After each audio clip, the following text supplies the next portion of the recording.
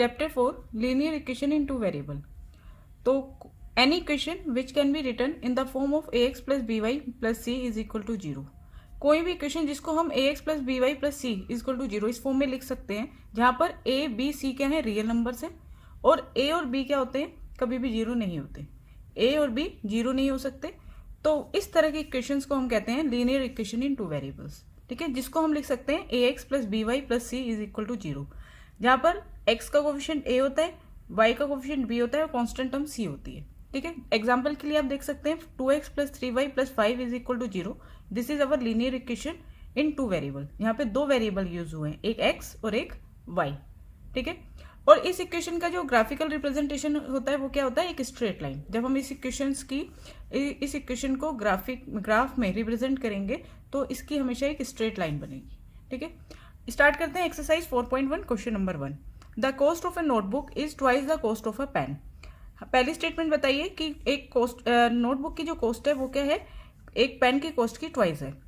Right a linear equation in two variable to represent this statement. इस statement को हमें linear equation in two variable की form में represent करना है। तो देखिए, हमने सबसे पहले लिया late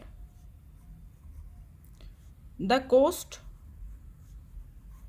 of a notebook. Notebook जो है उसकी कॉस्ट को ले लिया rupees x, and the cost of a pen, two variable लेने ना, तो कॉस्ट नोटबुक की कॉस्ट को ले लिया एक्स और cost of a pen rupees y, pen की कॉस्ट को ले लिया वाई।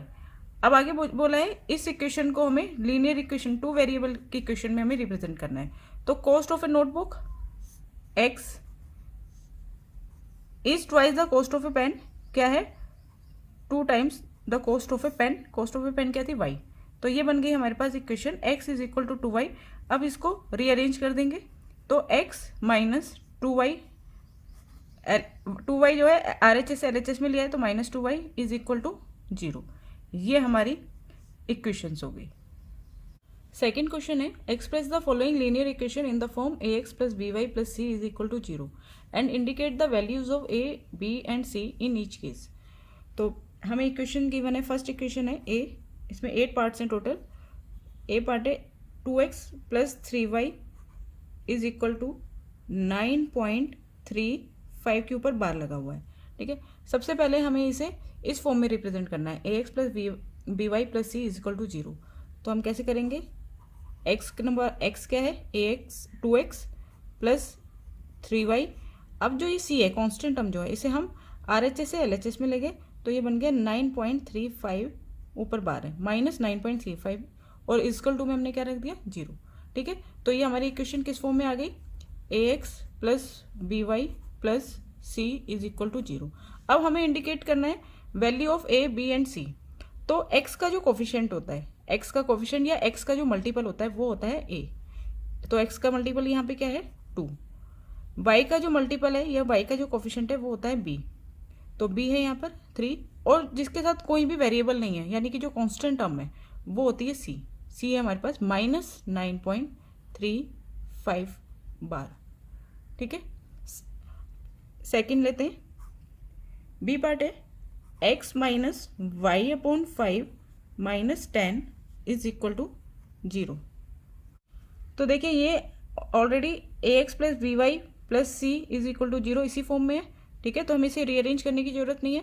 अब हम लिखेंगे ए बी सी की वैल्यू। तो ए क्या है, एक्स का कोफिशिएंट, एक्स का मल्टीपल क्या है यहाँ पर 1, यहाँ पे आपको कोई नजर ना है यानी कि यहाँ पर क्या है 1 है। वाई का कोफिशिएंट यानी बी की वैल्यू है माइनस 1 अपॉन 5, और कांस्टेंट टर्म जिसके साथ कोई वेरिएबल नहीं है उसकी वैल्यू है माइनस 10। तो c is equal to minus 10। Next c part देखते हैं, minus 2x plus 3y is equal to 6। तो पहले हम इसे लिखेंगे a x plus b y plus c is equal to zero. तो minus 2x plus 3y, constant term जो है इसे हम RHS से LHS में ले गए तो minus 6 is equal to zero हो गया। तो ए आ गया हमारे पास, ए की वैल्यू है एक्स का कोफिशिएंट माइनस 2, बी की वैल्यू वाई का कोफिशिएंट प्लस 3 और सी की value constant term minus 6। D part,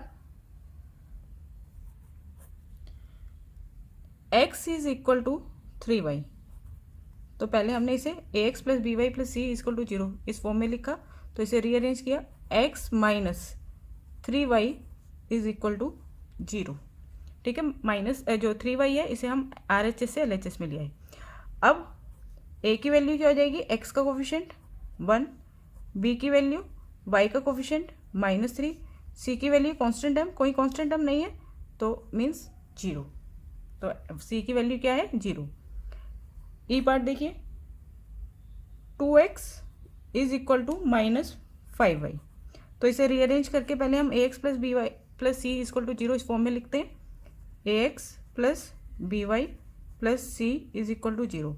तो 2x माइनस 5y, RHS से LHS में आया तो plus 5y is equal to 0।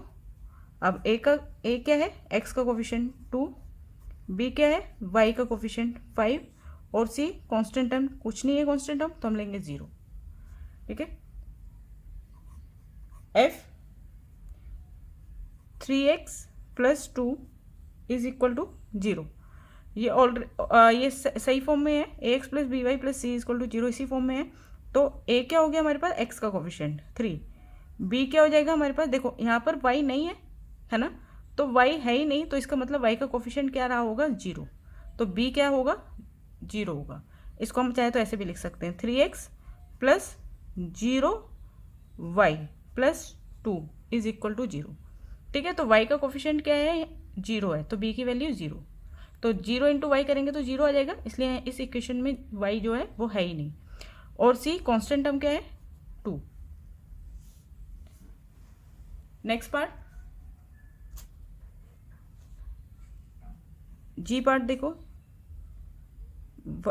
y minus 2 is equal to 0। इसी तरह से देखिए, इसको मैंने रीअरेंज कर दिया, यहाँ पे x नहीं है तो x का कोफिशिएंट क्या रहा होगा 0, 0x plus y minus 2 is equal to 0। तो x का कोफिशिएंट हमारा a होता है, तो a is equal to 0, b is equal to y का कोफिशिएंट 1 और constant term c is equal to -2। ठीक है, h पार्ट है 5 इज इक्वल टू 2x।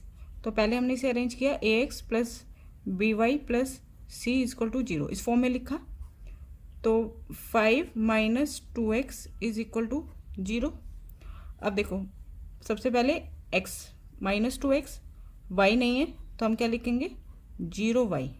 ठीक है, 0 इंटू वाई 0 ही होता है, फिर प्लस 5 इज इक्वल टू 0।